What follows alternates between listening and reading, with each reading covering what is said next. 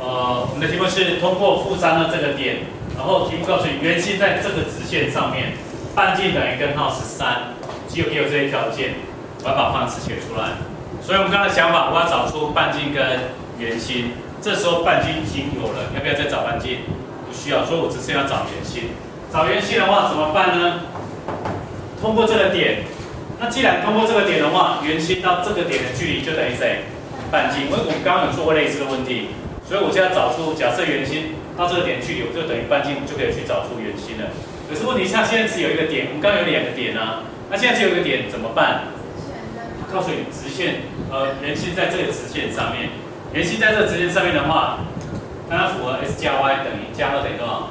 等于0。所以，因为我的圆心呢是在 s 加 y 加2等于0的上面，所以我应该说我假设了啊，我就可以直接假设我的圆心。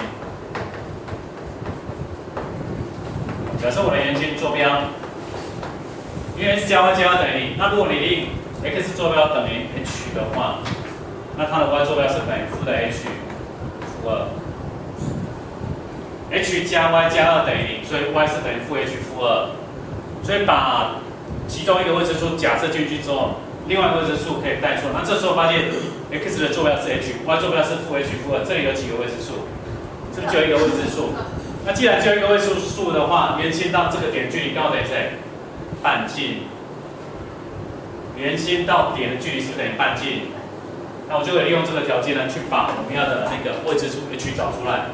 好，假设为了计算方便起见，我们通过这个点负3，我把它叫做 P 点。这个圆心呢，我把它叫做 O 点。所以从这里我知道 OP 的长度等于谁？是等于半径啊。好，那因为距离的话还是会有根号啊，所以把它两边取平方。所以 OP 的平方是会等于 r 的平方。所以接下来我们利用这个条件来代。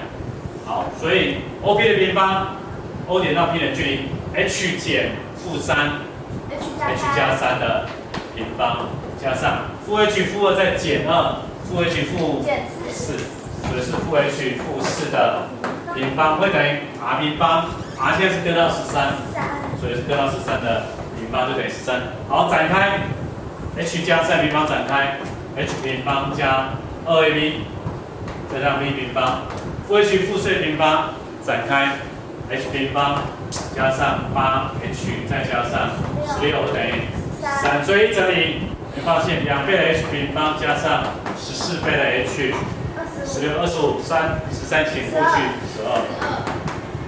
12，所以把它分解一下，我可以得到 h 平方加上7h 加上6等于0，所以可以分解成 h 加1乘以 h 加6等于0，是不是得到2个答案？对。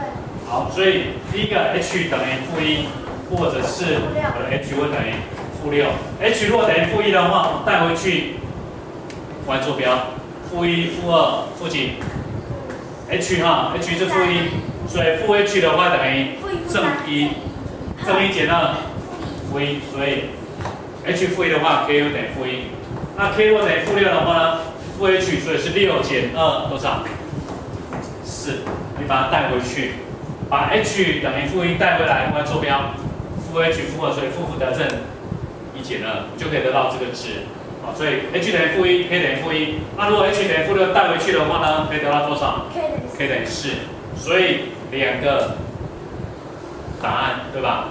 这个是圆心，这个也是圆心，所以有几个圆心？2个圆心，半径还是多少？根号13。所以接下来我们把答案写出来。第一个答案。x 减-1 s 加1的平方加上 y 减掉 k，k 也是-1，所以 y 加1的平方会等于 r 平方13，这第一个答案。第二个答案 x 减 h s 加6的平方加上 y 减掉 k 减掉4的平方会等于多少？13。所以这个题目来讲，你可以找到几个答案？2个。好，你再仔细听一遍哈。我们在找方程式的过程里面，一定要找出半径跟圆心。题目里面已经给我半径，所以我只剩下找圆心。可是他没有给我其他条件，他只告诉我圆心是在这个直线上面。那我们就利用这个直线方程式把圆心假设出来，让圆心只有一个未知数。那这种情况之下，你用圆心跟圆上的点两点连接起来，形成半径，你去找那个未知数出来。因为如果你有两个未知数的话，就没有办法去解嘛。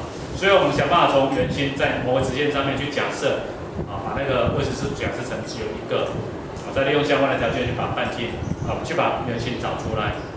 这个会比较难一点哈。那你自己看一下，补充一下，然后把